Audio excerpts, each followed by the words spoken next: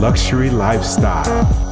Tech tools, toys, news, hot jazz, passionate living with your host and curator, Zenobia, the touchable tech diva.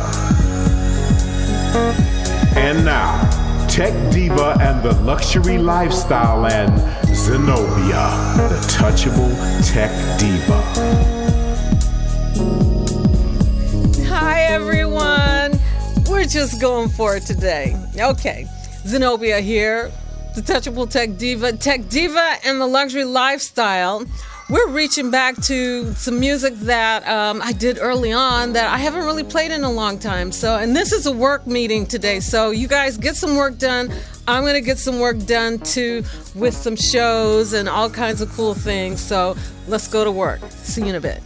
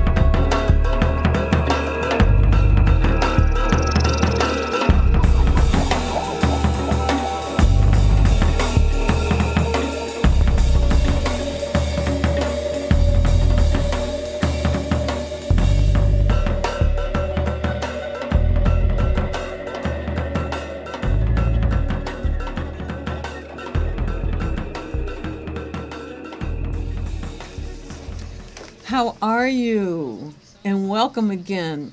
Zenobia here. Yeah, I had to calm down. Okay, Tech Diva and the Luxury Lifestyle, tech tools, toys, news, hot jazz. We're having a lot of hot jazz today, a lot of jazz today. And passionate living experiences. And my playlist today, I actually reached back because, I have so many playlists. So I thought I would reach back. And this particular playlist has a lot of vocals in it. And that's something that I haven't done a lot of.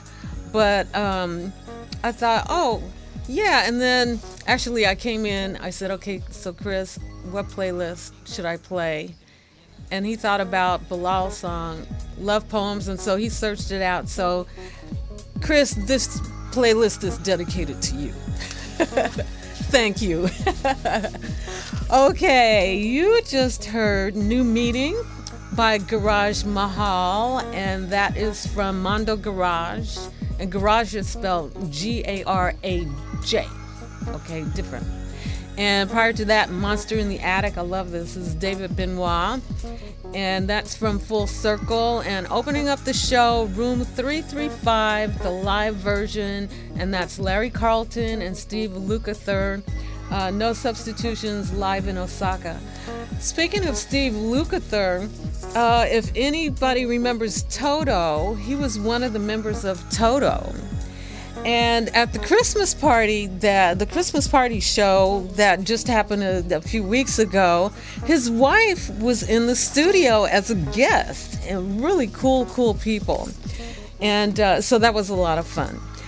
Okay, so today I said that it was a work day. You don't have to really look up. Well, I'm looking at doing one graphic that I'll let you know if you need to look up for. But today is a work day, and I'm just going to give you a lot of news. There's a lot of news and a lot of stuff shuffling around. A lot of companies. There's a lot of what they call M&As, mergers and acquisitions, that eventually will affect you. And that's why I do spend some time on what's going on with these companies in terms of how they're marrying up or how they're divorcing, and how it trickles down to your living room or your phone. Where's my phone? Yeah. Or your phone. Okay, and how this is all in flux. It's kind of like what I call the wild, wild west right now, because things change so fast. And a lot of it has to do with the fact that this technology has become such nano systems, and nano, you'll see that word thrown around. That should probably be a what's that? N-A-N-O, nano. That means it's been so miniaturized, but it's so powerful.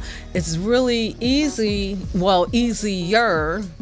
to be able to develop products and services, because there's so much data churn. There's so much data that can pass through and actually function and do stuff, which is why I'm bringing up about how where is it? I have a lot of little pieces of news today about oh well, I'll tell you about that in a minute. I got, my papers are not in order. Oh, I know what it was. Yeah, I might as well do this now.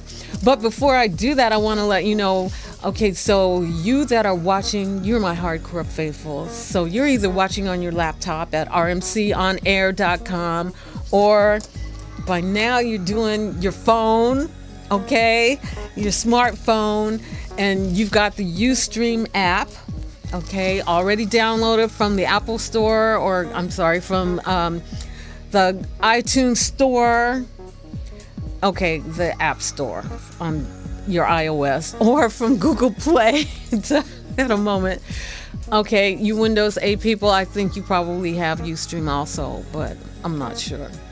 But ask for it.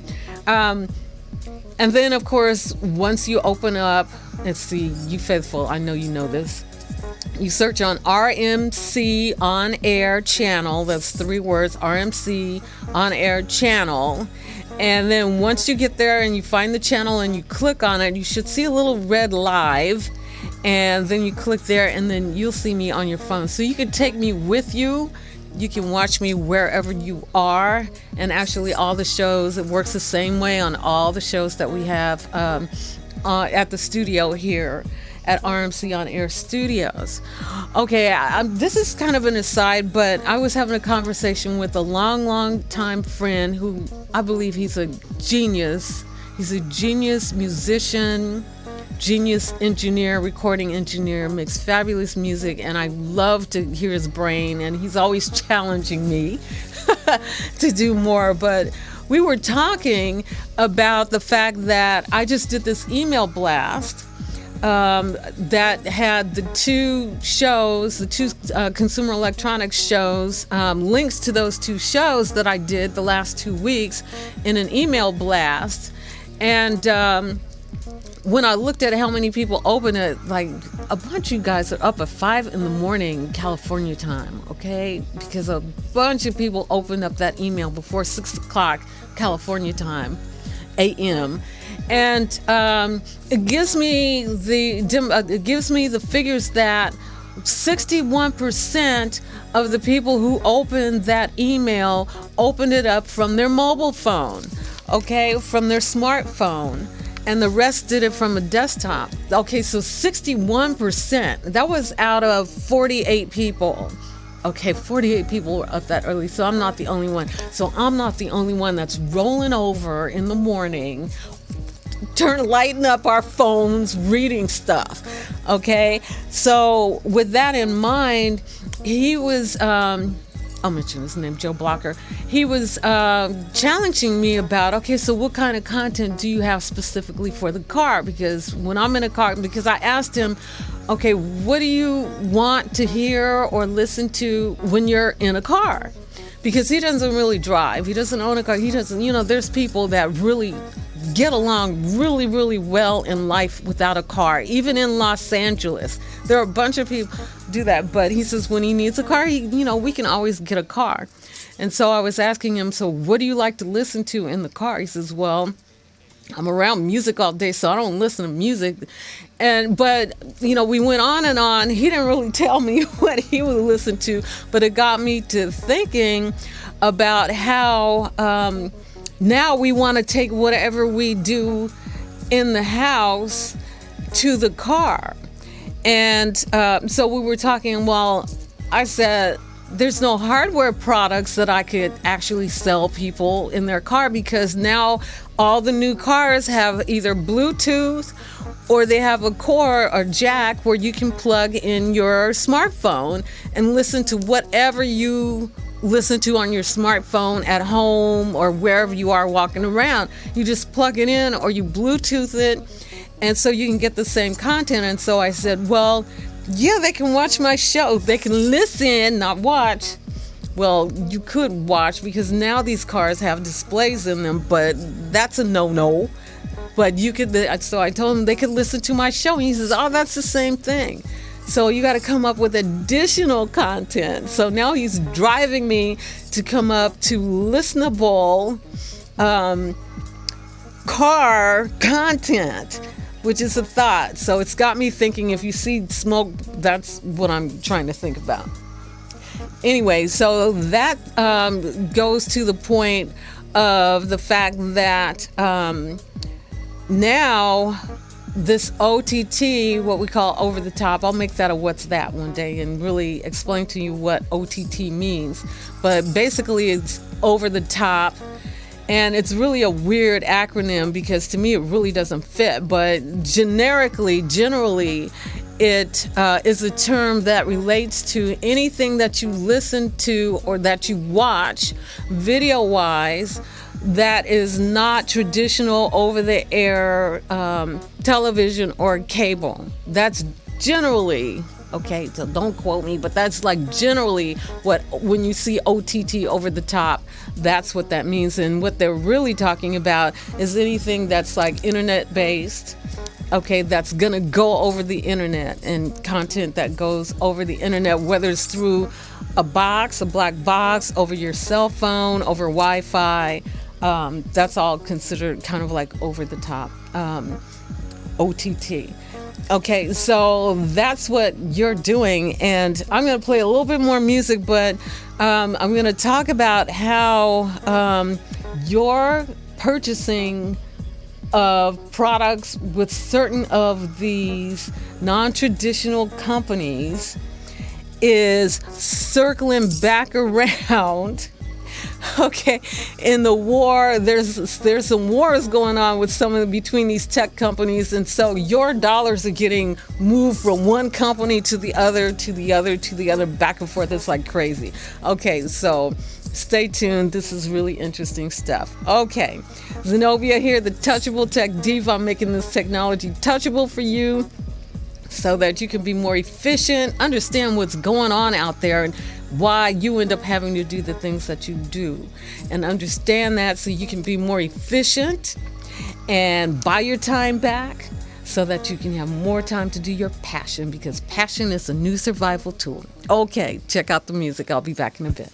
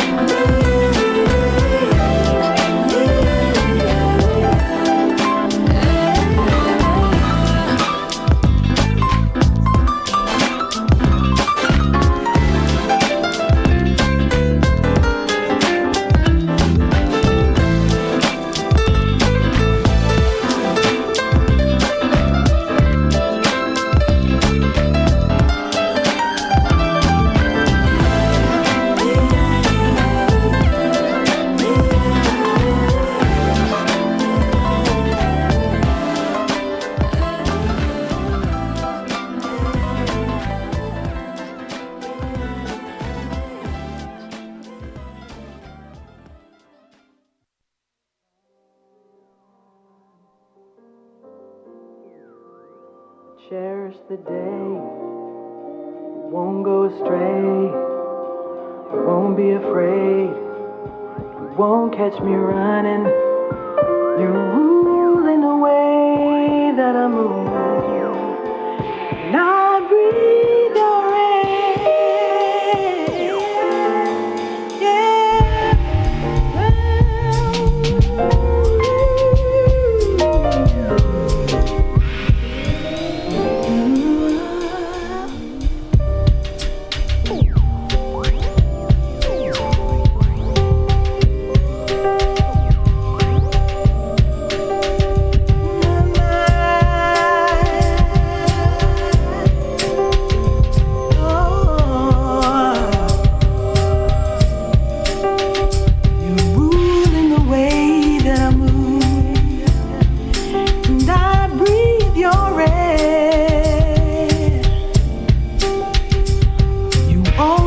Rescue me.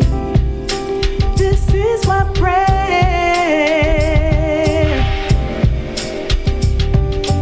If you were mine, if you were mine, I wouldn't want to go to heaven.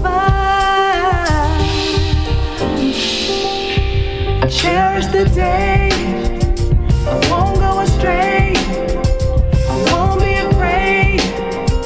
You won't catch me running. You're ruling the way that I move.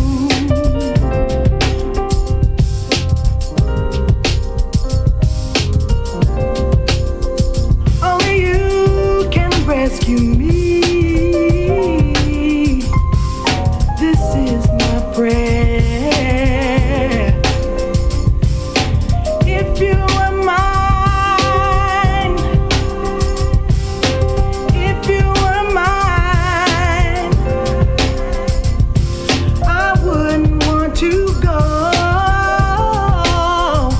to heaven.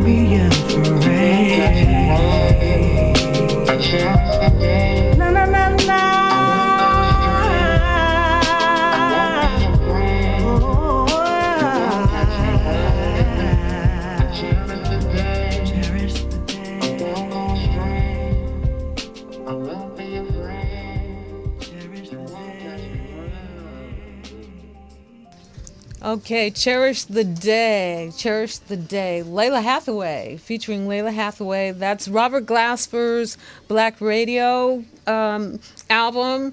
And Robert Glasper, actually, I got turned on to him through Apple iTunes, just cruising around. And I believe that they deemed this album, Black Radio, to be the #1 jazz album in 2013. Yeah, okay. Nice music, though. It's got a lot. Erykah Badu's on that. All kinds of folks. So check that out. Add that to your collection. You should add it to your collection. It's very good. And let's see. Prior to that, The Girl with the Botticelli Eyes. And that was Philippe Sace. And that album was Halfway Till Dawn. And opening up the set was a tune called Deeper. I love this tune. Well, if you could wear out digital music, then I would have worn it out. It's called Deeper from the album Deeper, and that is Pete Belasco. Well, okay, a few shows back, well, quite a few shows back, I talked about big data, and I did a whole big thing about what big data is and how it affects you. And it has to do a lot with how certain things that you see and that come to you and information that you can get, it takes lots and lots and lots and lots of zeros and ones. And because, as I mentioned, with this nanotechnology making components a lot smaller, you can put an immense amount of data in a small space. And I think back then I had mentioned that if we could, now you're late, and if I could, I'm late now too, I would have invested in an SSD company that is a storage company that uses the SSD, that is these small nano chips that hold what is it, petabytes? Well, I have to find that show for you so you can go and watch that, because I had the whole scale of how they call data out, and because what we're wanting, we want this information immediately, and we want a whole lot of it. And now it's to the point where I'm on overload, and I'm like, oh, I wish that I didn't have to read so much stuff, because it's all interesting to me. But anyway, here's an example of going into the weeds with big data, and it doesn't especially affect you, but this is just really, really interesting information, and it's something that I pulled up. We're always wanting to look. I don't do a whole lot on the luxury lifestyle right now. There's so much technology stuff that I haven't done a lot. I'll be moving into that because I have some things in play that are really, really interesting and really cool. But every year, Forbes or some companies always do this: who the richest people on the planet are, and who the richest people in the U.S. are. And so I found this article, Business Insider. That's one of my go-to sources, businessinsider.com, richest people in the U.S. 2016. Okay, the 29 richest people in America. Okay, Amazon founder and CEO Jeff Bezos. Okay, so you helped him to get there because you're buying a lot on Amazon. We're all buying a lot on it. Well, I'm not a shopper, but a lot of folks are buying on, of course, on Amazon. And now he owns the Washington Post, and he's getting into all kinds of other things aside from delivering packages by drone. Okay, that's another conversation. We'll get into that another time. But his estimated net worth is $56.6 billion. Okay, $56.6 billion. Okay, he's not the richest. Okay, of the world's wealthiest people, the majority still hail from the United States. Okay, so we still have a big chunk of them. There are 29 U.S. billionaires who rank among the top 50 richest on the planet. Okay, 29 are here in the States, and they command a whopping $938 billion Okay, that's almost $1 trillion between 29 people. Okay, so yeah, that's interesting. I think that's interesting. Okay, so this comes from new data provided to Business Insider here by a company called WealthX, Wealth-X. And that's a company that conducts research on the super wealthy. That's all they do, is do research on the super wealthy. I guess there's enough for them to have a business model there and do business. And we all want to know what they are getting. We all want to know what they know. And featured in this recent ranking of Business Insider of the world's richest people, Wealth-X maintains a database of dossiers on more than 110,000 ultra high net worth people using a proprietary valuation model that takes into account each person's assets, then adjusts estimated net worth, that's the net worth, to account for currency exchange rates, local taxes, savings rates, how much the interest rates are, investment performance, and other factors. Okay, so let's break this out here.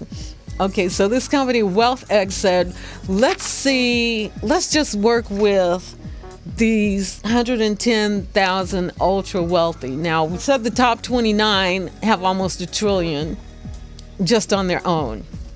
Okay, so we get down to, I'm not good at math in my head, but 110,000, that's not a number to sneeze at, right? Okay, so that's a number that's pretty high up there, given that there's 320 or 330 million people in the United States, population in the United States. So you can do the math. Okay, so they've come up with their own way of doing a valuation. Now, they're able to access, and some of this, if these ultra wealthy, high net worth, we call them HNWs, HNWs, a lot of them own companies that are public, and so there's a lot of information that can be culled from just public sources. And of course, WealthX, they probably have their own ways. Well, like they say, they have their own ways of getting this big data. This takes big data. This is a perfect example of aggregating or putting together big data to give you a profile of these people and what they're worth. Okay, so these folks got some really, really smart coders, okay, and also probably economics people with economics backgrounds and analytic backgrounds and statistics. I tried to do statistics when I was in college. I did. The first year, I went into college thinking, because I did so well in geometry and trig, that, I'm going to be a math major, okay? And I'm like, that's not that hard. And I go in there and they required that you take statistics. Okay, that was one of the last years when they required that you take certain classes. And I got in that class and I so hazed over. My idea of being a math major lasted 1 quarter. Okay, so statistics was not a deal for me. But anyway, so you got these statisticians and you put them all in a room together, create your own proprietary, way of coding and analyzing all of this big data, okay? And you have access to what these people's assets are, what their asset valuations are, and then you go in and do your little magic to adjust for the stock market, for the fluctuation in savings rates based on where that asset was at a certain time. And then you get a pretty good profile of who these people are and what their net worth is. Okay, so that's an example of how big data comes to us in a form that we just say, okay, so Jeff Bezos is worth $56 billion. Okay, there you go. So the 2 richest people in America still are Bill Gates and Warren Buffett. They're still the richest, okay, even though they have given away so much, billions and billions of dollars. in their philanthropy missions. Okay, but the assets that they still own, I doubt if they gave away the assets, are still making money. So they're still maintaining their position. Okay, yeah, Microsoft is still making money. Yeah, Warren Buffett's, all his Berkshire Hathaway is still making mega bucks. So yeah, they're still making money. Okay, but U.S. tech moguls have begun to overtake the upper echelon with people like Jeff Bezos of Amazon and Mark Zuckerberg. He's there too. Facebook. Okay, when Facebook went public, billions, he became an instant billionaire. Okay, so, and they're adding to their net worth every year anyway, because what? Facebook is like the planet's largest aggregator of people watching stuff on the planet. So yeah, they make mega bucks. Okay. Yeah, so you're helping them, of course, to be these gazillionaires. Okay. Yeah, so they're kind of overtaking the inherited money. Okay, so not everyone is an entrepreneur. Inherited wealth has kept a hefty portion of the country's cash in the hands of a few families, as you know, and that would include the Koch brothers and Waltons of Walmart and the heirs to the Mars candy conglomerate. Okay, yeah, we eat a lot of candy. I'm a payday person myself. So if you want to get on my good side, you can give me a box of paydays. Okay, so anyway, that kind of is a big example of big data and how some of this information actually ends up siphoning down to us.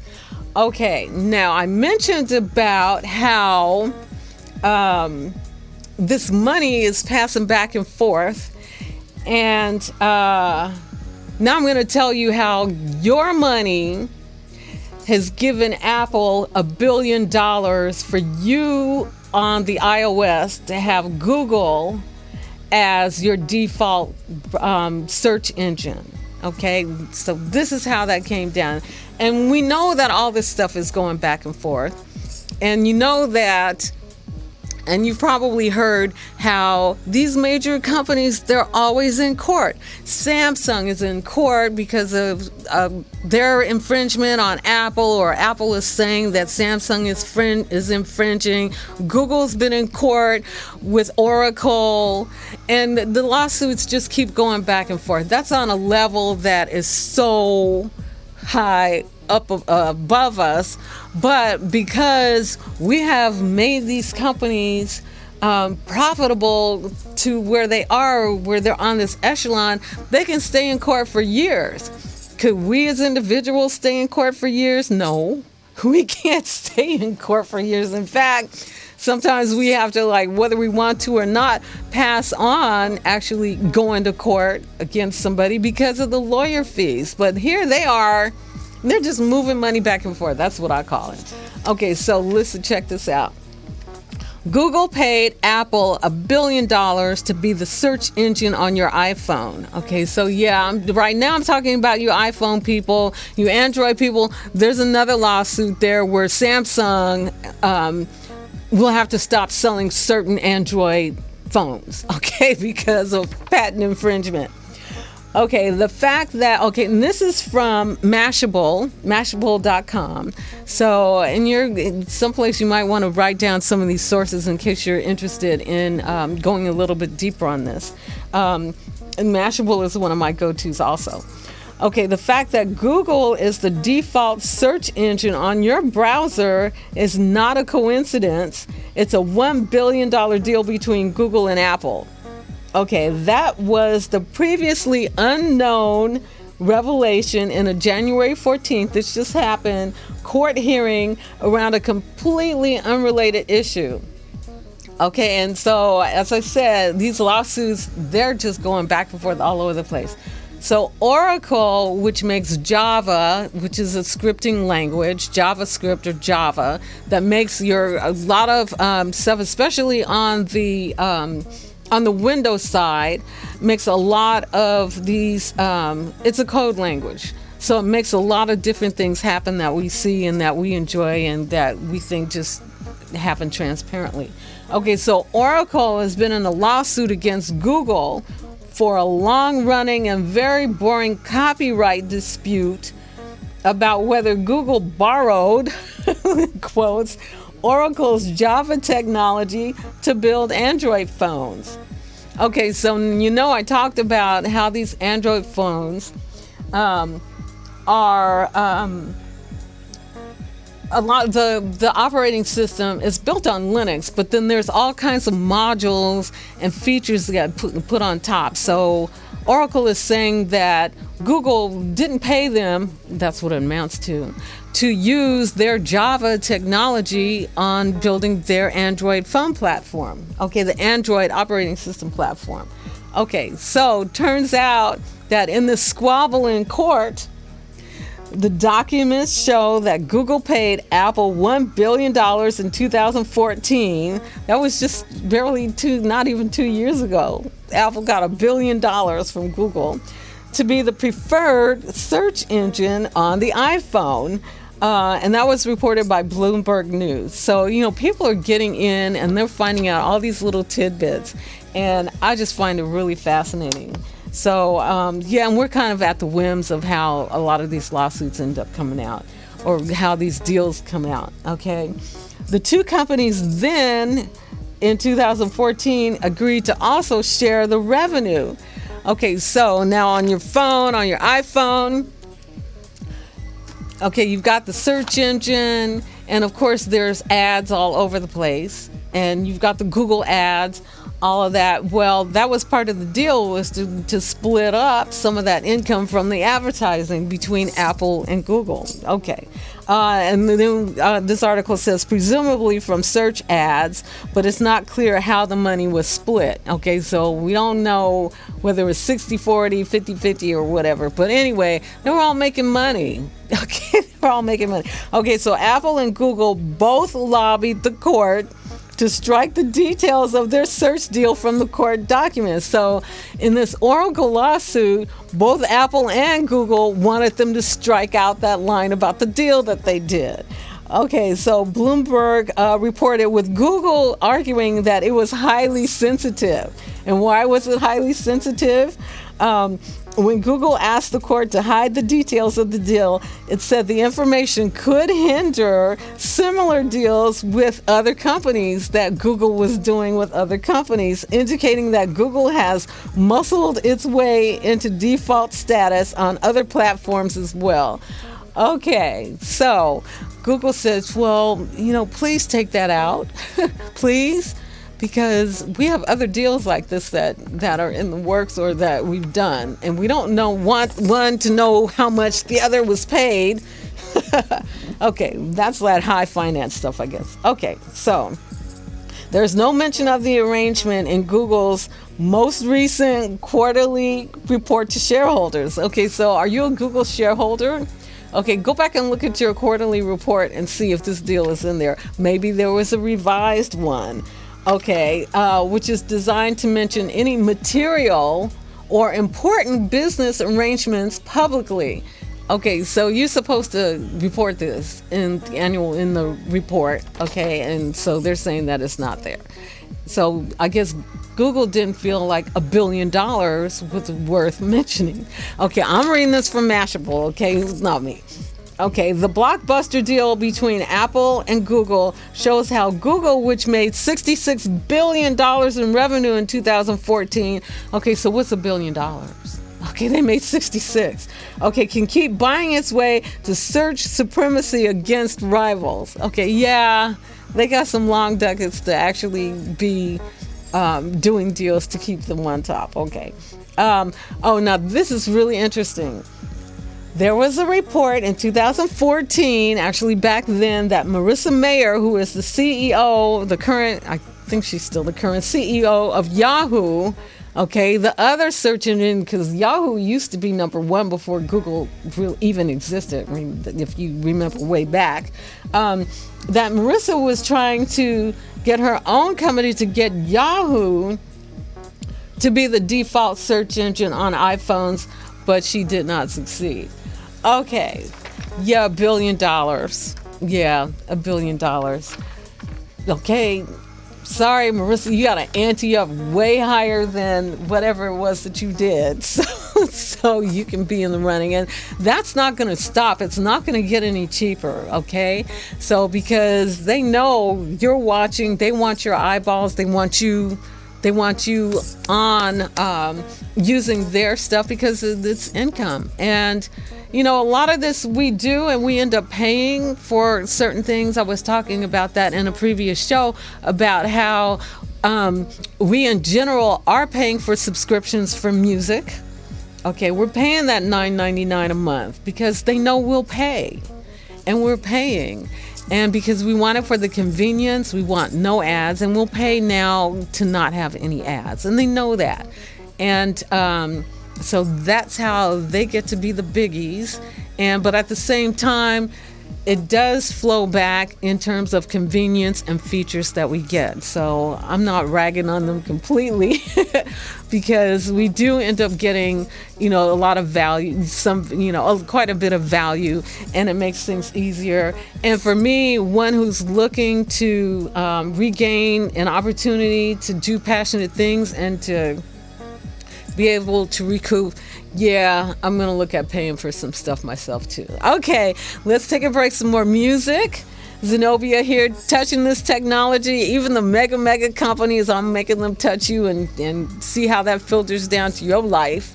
Here at Tech Diva and the Luxury Lifestyle, tech tools, toys, news, hot jazz, passionate living. See you in a bit.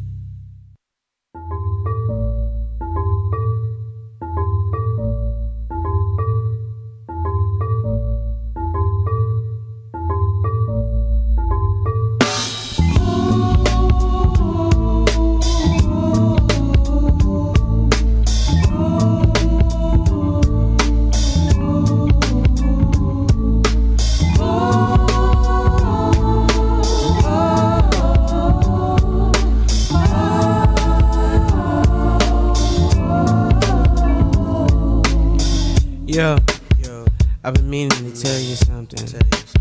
I guess I was just waiting for the right time, you know. So why don't you sit down? As we stare from across the room, starting to ponder what we've been going through.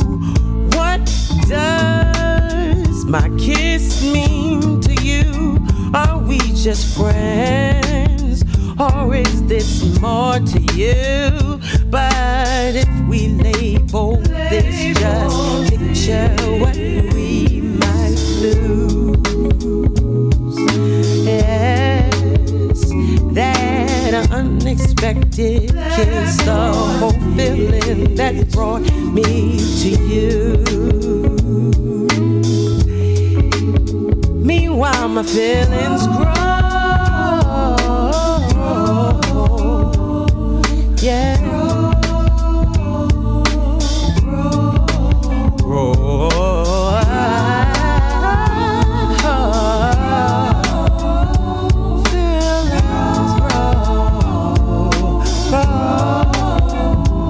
But if we label this, just picture what we might lose.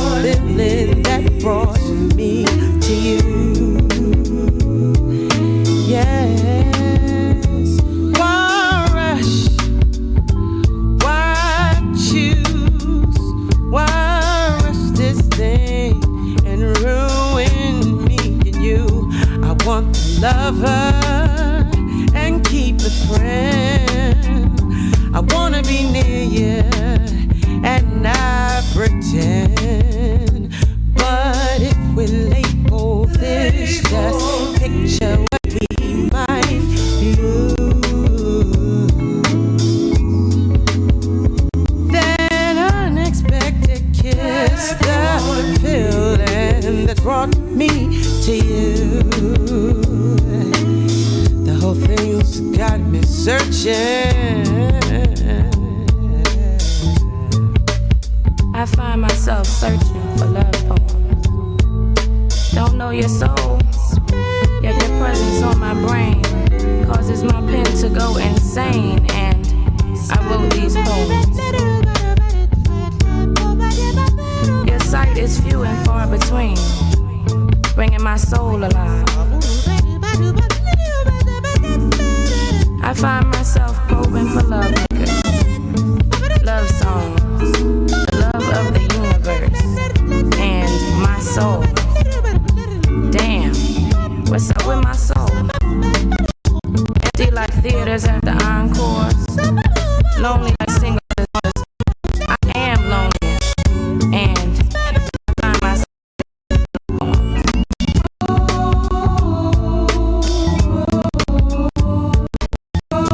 I do, but you see, I need to live my life. Too young, got to be young. Oh, want my feelings, realize you wait to be friends and do our thing. Oh, can't you hear me?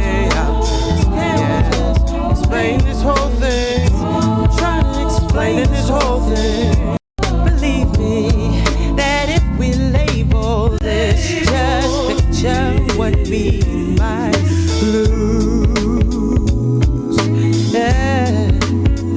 That unexpected kiss that brought me to you. But if we label this, just picture what we might lose.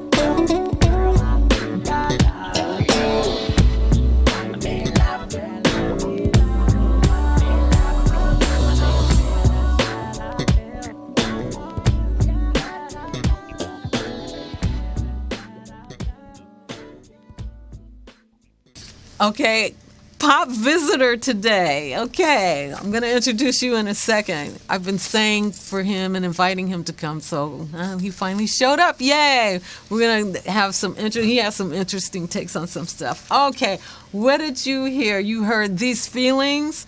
Wayman Tisdale, rest in peace, he left us mega, mega good music. And you know I'm a bass girl, so I'm so into Wayman. And that was from a CD called In the Zone. It's Me Again is the first one. No, but what you just played, okay, so Chris is trying to correct me. Yeah, no. No, that was Wayman. I know my basement. Okay, Marcus is coming. Okay, and then prior to that, a tune called Floetic. I love this little tune. It's like a real catchy little tune from a group called Floetry. Two wonderful, very talented women, and that's from Floetic. And opening up the... oh, no, it didn't open it up, but Love Poems, and that was a tune by Bilal from New Cuts For Your Head. And yeah, I've kind of taken a departure here with the vocals. And then prior to that was It's Me Again, okay, and that was Marcus Miller, okay, from M2. Okay, and I had to root around to try and get this track for the show because there are some songs that, maybe I shouldn't be saying this, that aren't where you can't easily turn it into an MP3. They're in AAC format that doesn't lend itself to conversion, but I just had to have this. Okay, a couple of quick news things, events coming up. And yeah, you know, I just came back from the CES show, and those shows, by the way, are on the YouTube channel. And okay, so Chris put up the website, techdivatv.com. You can go there to the website, and those are now in the playlist that you can access at techdivatv.com. But if you like, you can go straight to the YouTube channel and search Tech Diva and the Luxury Lifestyle channel, okay, and then the playlist is the shows, and they should be the top shows, the top two shows. And of course, now if you want me to let you know when I'm uploading a show, you get to email me, okay. Well, you can leave a message actually while he's got the website up, techdivatv.com. Okay, go to the website, sign up as a member, because yeah, I know I keep saying I'm going to surprise you one day, because those of you who have signed up as members are going to get some goodies in your mail, okay, and also some other goodies. So you want to go there and sign up, and then I will let you know when there are show updates. And also, that's the Tech Diva and the Luxury Lifestyle community. Okay, so you know I don't take phone calls on the show because I'm not the computer guy. Love them, I listen to them, but I don't want you to ask me how to fix your computers, because that's not what I do. How to use applications, technology, deployment, that kind of stuff, news, gossip, tech gossip, okay, and tools and toys and that kind of stuff, that would be me. So there at techdivatv.com, you can go there, sign up, and we're going to create a real family there, okay? And you can leave me messages there. You can do your own posts. You can even have your own page, actually. So put your goodies there. We're going to build our family, because I think we're going to be doing some really, really cool, fun things. Okay, but if you want to do just regular email, put the email up, Chris. Email tdllshow@techdivatv.com. Okay, and also that's a way for you to let me know what topics you would like for me to cover, and I'll be happy to do some research if I don't know it already, and cover those topics for you. Okay, so here are a couple of events that are coming up that I'm looking forward to attending. Actually, one of them I'm still waiting for my press badge. Yes, because I'm press now, media, I get to have a press badge. And so I'm waiting for one to attend the Crunchies. Okay, what are the Crunchies Awards? Okay, this is award season, and technology awards are not left out at all. One of my go-to sources for a lot of my information is techcrunch.com. That's TECH crunch.com. And for 9 years, this is going to be their 9th year of giving technology awards. Okay, awards for technologies. A lot of it is startup related. But here you go. I actually have the list of the categories. Oh, and the Crunchies Award, you know, they do this big thing. It's actually February 8th in San Francisco at the Opera House. Okay, so now the Opera House holds fond memories for me because I'm a San Francisco native, number one. And yes, I was born in Children's Hospital, which is no longer Children's Hospital in San Francisco. And I grew up there, and I did, a good 11 years of my life as a ballet dancer at San Francisco Ballet. So the Opera House has fond memories for me because every Christmas I was in the new Nutcracker that was at the San Francisco Opera House. It's a beautiful facility. It's like gorgeous. And back then when I was a kid, I'm like, the Opera House, yeah, okay, I'm going to dance there. It wasn't a big deal. But now to me, I look at it and it is just stunning. So anyway, these Crunchies Awards are going to be there, and the after party is going to be there too. Okay, they made a big deal of talking about the after party. Okay, so here are some of the categories. Best New Startup. And I would call the names. I don't recognize any of them. I haven't really researched them, so I won't name them. But I'll give you the website where you can go and look these up and see the list. Best Overall Startup. Okay, so they break it out too because you got to make a 2-hour show out of this. Okay, the Fastest Rising Startup. Okay, Slack. Well, let me go back to the Best Overall Startup because you will recognize some of these. Slack is one. Snapchat. Chris is a big Snapchat person. Uber. Okay, Uber is nominated for one of the Best Overall Startups. Okay, and then we get down to the Fastest Rising Startup. That's one. Slack is there again, and a company called TransferWise and Zenefits. Okay, so it's like a benefits company that's online. And then also you've got the Best Technology Achievement and Apple's 3D Touch. That's these new phone. Oops. The new operating system with the new iOS phones where it scans your fingerprint, okay, and you touch to, instead of having to type in those numbers, which used to be a pain in the butt, because Apple will only let your phone stay on for a maximum of about 5 minutes. If there's no activity, it shuts off. You can't change that. I think 5 minutes or 10 minutes is the longest. Okay, so Best Technology Achievement. Okay, there's a lot of competition here. Apple's 3D Touch, Microsoft's HoloLens, SpaceX. Okay, Elon Musk is a busy man, so his SpaceX Falcon 9 spaceship is nominated. And then also Tesla, his electric car, his all-electric car, the over-the-air autopilot is nominated also, and Transatomic Power. Okay, the best mobile app is City Mapper, Messenger, and I believe that's Facebook. They split off their whole messaging, and they're trying to get people to use Messenger, but we still like message in the app. Periscope is a new little video deal, and Robinhood and Wish. Okay, Robinhood and Wish, I don't know. Chris, have you heard of Robinhood? Okay, Chris hasn't heard of it. He's heard of Wish. Okay, so I guess I have to keep up and go find out what Wish is about. Okay, and then Hardware of the Year is the new Apple Pencil. And that one I do recognize.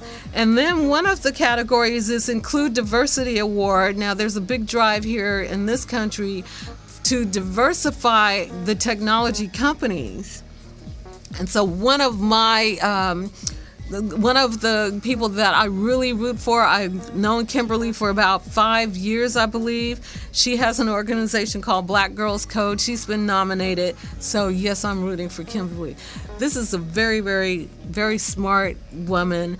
Her background is biotechnology. She's like deep into biotechnology, and she started Black Girls Code because her daughter, who at the time was 12, she's probably about to go to college now.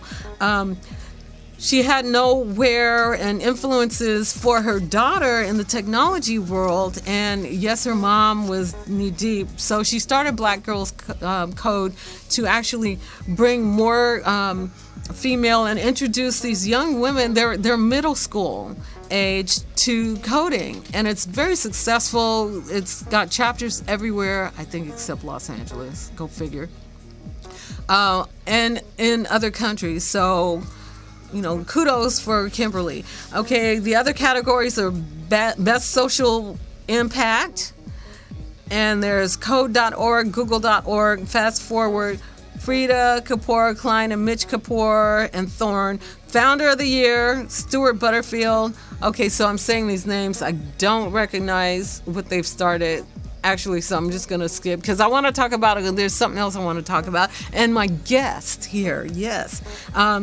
Top Angel Investor is a category. Top VC, Venture Capitalist of the Year is a category. And CEO of the Year, let's see, how many do we recognize? Tim Cook, Apple, of course. Jack Dorsey, who knows? Okay, I've forgotten Jack Dorsey. I'm shameful. I got to look him up. Elon Musk, of course. And Mark Zuckerberg. Okay, so we know that's Facebook. Okay.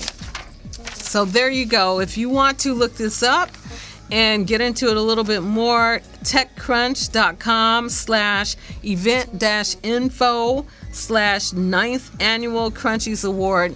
And of course, what can you do? Google it. Okay. So I have here a pop visit. I have a pop visitor. I love pop visits. Okay. Stu Brown is here. Yay. And Stu was actually here for the Christmas. So Stu and we go back.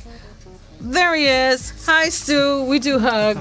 Okay. Welcome. Good to be here. Yes. Oh my goodness. I'm not going to say how many years we go back, but we go back way to my audio only days when I was schlepping gear in the trunk of my car to studios, radio stations, TV, anybody who needed some professional audio equipment. And I was at Audio Engineering Societies. Shout out to the society. Yeah, I did the society. Audio Engineering Associates. Shout out to Wes Dooley, because they were very intricate in my life back then, both of those. And Stu would come down to AEA and see what kind of gear, and he would buy gear from me. Yay. Yeah, so those Stu, were the days. Yeah, those were early days of him getting into audio. Okay, and so now we all had to transition from audio only. So now we do video audio, and that's what he's doing too. Absolutely. Yes, welcome. Yes, thank you. Good to be here. And those years that you talked about, there's a 3 in that number, and it's not the second digit. Okay. Without giving it a number. Okay. Okay. We won't do that. Anyway, so Stu and we've reconnected here just recently, and I don't know, was it LinkedIn? Maybe LinkedIn. I think that may have been it, yeah. Yeah, well, we've been talking on LinkedIn anyway. Yes, we talk a lot on LinkedIn.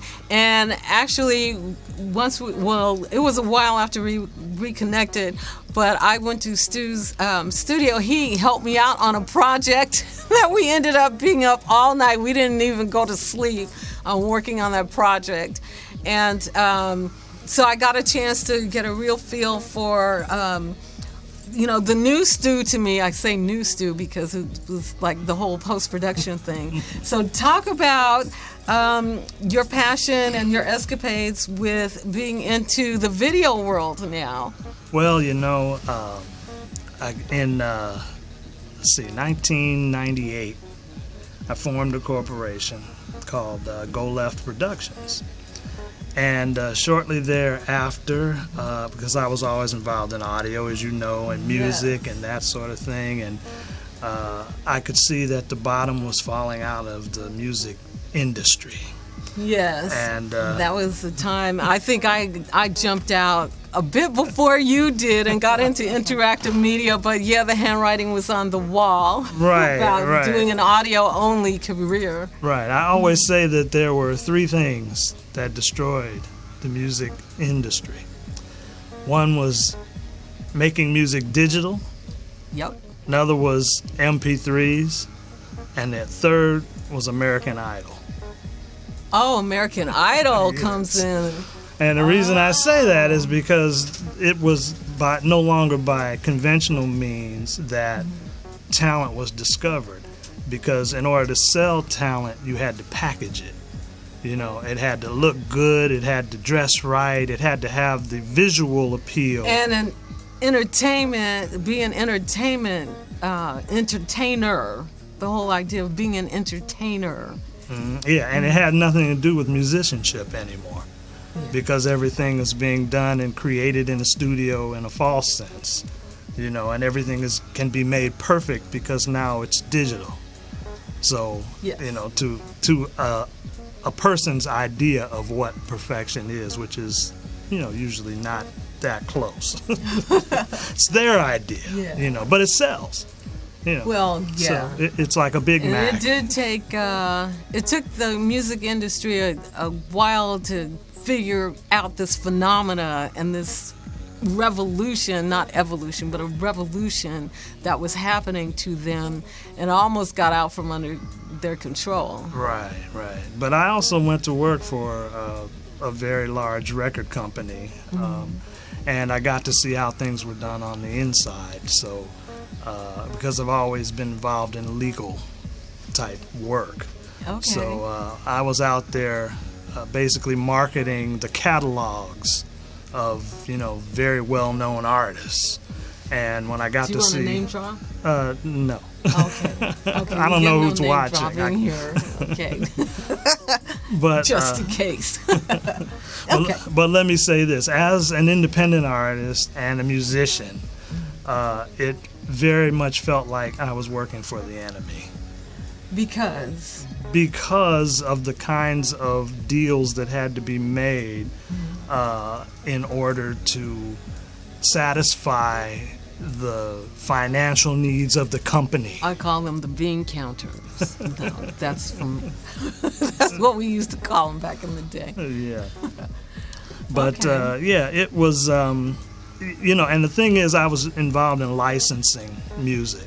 Okay. So that's a big deal, and I've got a lot to say about this music licensing because now, well, thank you very much for sending me the information on the Ustream, but the thing that's happening in the music world now in terms of internet broadcasters are the licensing fees have just escalated because Congress did not approve an extension on the copyright and licensing and royalty fees that were special fees for online broadcasters. So there's going to be a whole big deal about that, and a lot of internet broadcasters have already shut down. My show on Live 365, I've already moved it. They're shutting down January 31st.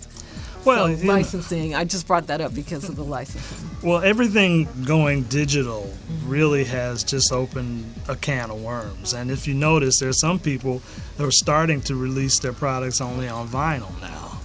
I They're forget the name going of the- back to that? Yeah. Oh, wow. There's some popular band right now that just released an album out, and it's only available on vinyl. Oh, okay. So oh. I don't think So you can. Whole Foods, I guess you knew something that I didn't know. When you put a bin of black vinyl records on the second floor of the Pasadena store a year and a half ago, and I saw Coltrane in there.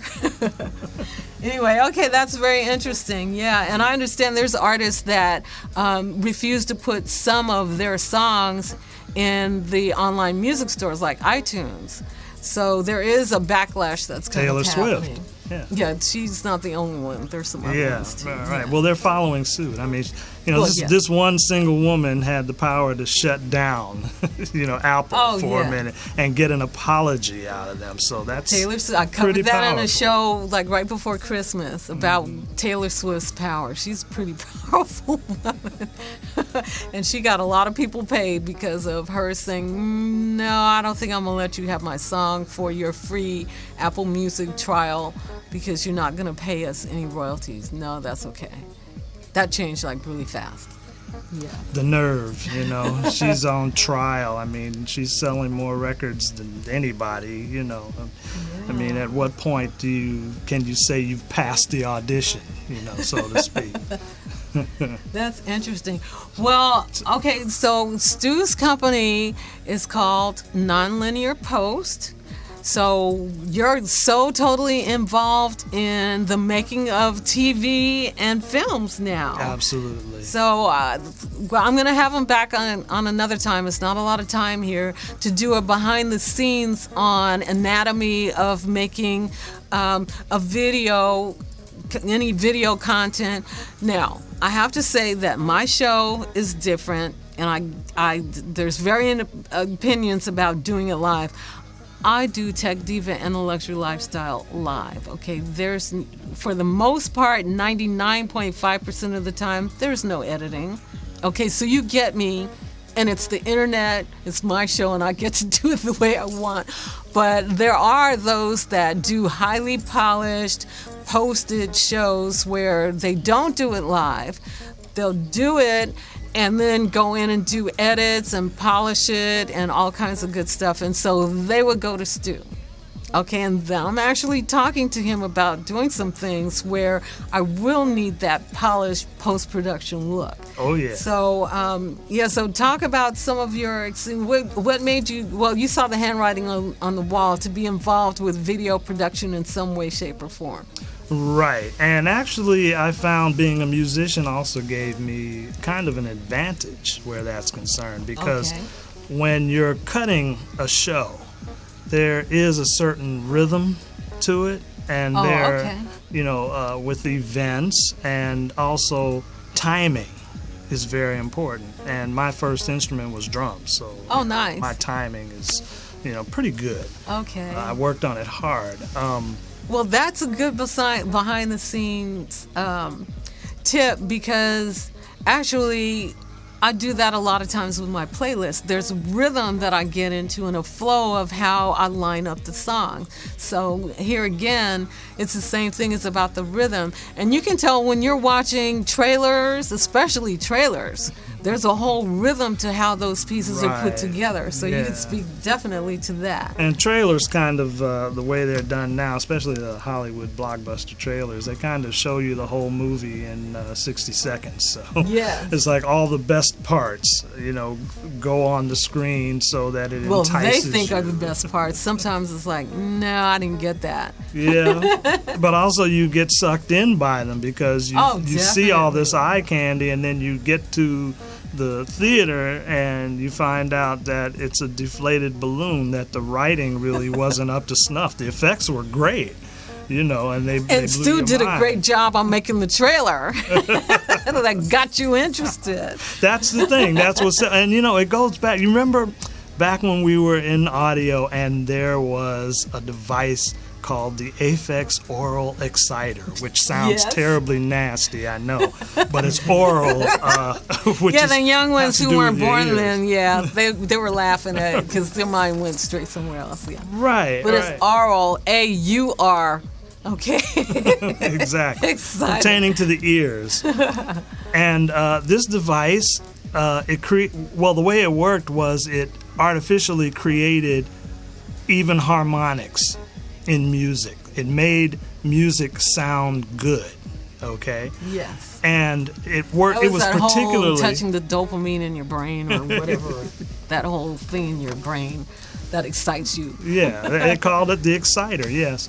And consequently, it worked very well on radio because, you've got added compression when you have to send music out over airwaves, so you can hear all these little intricate sounds. Yes. And, people have said, well, I listened to this song on the radio, so I went out and I bought the album.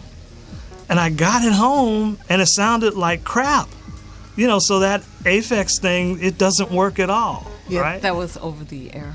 And of course, the answer to that is, well, it worked because you bought the album. There you go. You went out, and then you got the album, and that one song was great, but the rest of the songs, not so much. Yeah. Yeah. So, and that's why, iTunes, and I talked about this in a previous show also, when Apple came up and Steve Jobs came up with the concept of the iTunes where you could just buy that one song for 99 cents.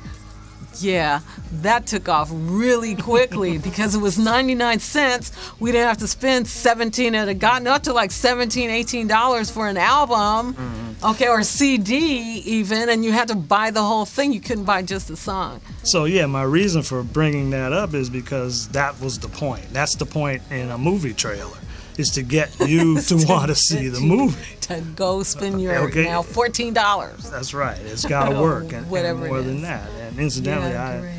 I love seeing movies at the AMC Prime. I don't know if you've been there because the sound.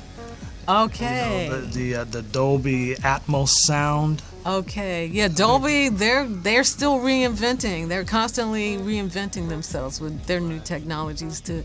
And people, you go sit in a seat, it's not just about what you're looking at. It's the music that subliminally really, really impacts you, and you're sitting and you're surrounded and you're getting that big experience. That's why they will not go away, and you will still have difficulty replicating that in your living room. But we still try. Yeah, the seats there are awesome too because you can kick your legs up and kick back. Really enjoy. The movie. Yeah. They're trying to continue to pull you in to spend that money and show up in the theaters. Well, okay, very cool. Well, I got one more thing I want to talk about, and this was in the news big time. And this is how your money sent SpaceX to space. Okay. And I know you've heard this in the news that it's not just NASA that's doing spaceships. Actually, Richard Branson, Virgin, is doing spaceships too. And it's not just Elon Musk. So there's this whole drive that these gazillionaires have so much money they can create their own space programs. Okay? Might as well. And so you're helping SpaceX to be a success. Okay, this is from the Washington Post, which, by the way, is owned by Jeff Bezos, Amazon. So your Amazon dollars enabled him to buy the Washington Post to create and hopefully do a good job with giving us really good news. And I end up going to Washington Post quite a bit. Okay, so Elon Musk's SpaceX successfully launches this rocket, but it falls short on landing at sea. Okay, so the daring attempt by bazillionaire, I call him bazillionaire, Elon Musk, who you know from Tesla as well, and Elon started what? Anybody know? PayPal? Does that sound familiar? Okay. To land, he's still trying to land the spaceship on land. So go out to space, come back and land it, because the idea, I don't have time to read the whole thing. Well, I wasn't going to read the whole thing. I just wanted to let you know that your dollars are now sending spaceships. And what he's attempting to do is to bring these spaceships back so that they can be reusable, because that will drop the cost down of deploying these and create a transportation highway back and forth that eventually you'll be able to ride one of those. I don't know if it'll be in my lifetime, but for sure my grandkids. And you'll be able to just ride these back and forth. So I just wanted to bring that up. And so every time you read an article or you see that spaceship, or now he's got to build another one. Because that one fell over and burned up. But he says, that's okay. I'm just going to go back, and now I know that I had that failure, so now I know what to do, because one of the landing legs didn't engage. And okay, so landing leg, so he's down to a landing leg not engaging. Well, that happens on regular airplanes sometimes. So there you go. All right. I got a little bit of time to play something else and then come back. Let's do Beatwise. I like Beatwise. This takes us back to Herbie Hancock way back in the day. Beatwise. Be back in a bit.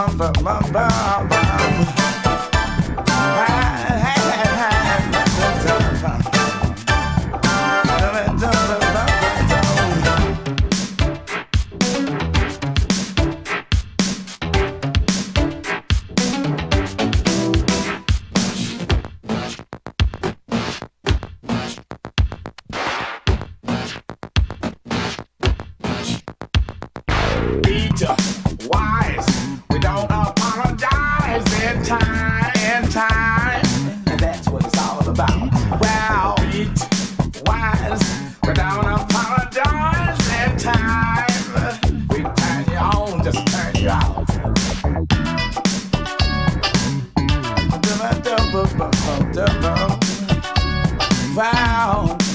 Oh, Lord. Okay, Herbie Hancock, Beat Wise. And that goes back to Perfect Machine. You know, he was a big one on electronic music. I mean, he was one of the first ones. We can have a whole thing on that. I'm trying to track him down and get him over here or go where he is. I'll go where he is. Anyway, okay, I'm out of time for today. A little departure for today. Hopefully you enjoyed it and you got some work. Did you get work done? Yeah, okay. Did you get that? You probably got more than I did because I had a pop visitor. Thank you, Stu, for coming. My pleasure. Hug, hug. All right. Oh, gosh. He's got a wealth of information that I'm going to have him back because the whole record industry thing, that is something to hear. More gossip. Okay. Have a great rest of your week. Be sure to go do your homework. Go listen to some live music. And I'll be back next time. Tech Diva and the Luxury Lifestyle. Tech tools, toys, news, pop guests, hot jazz, passionate living. Take care.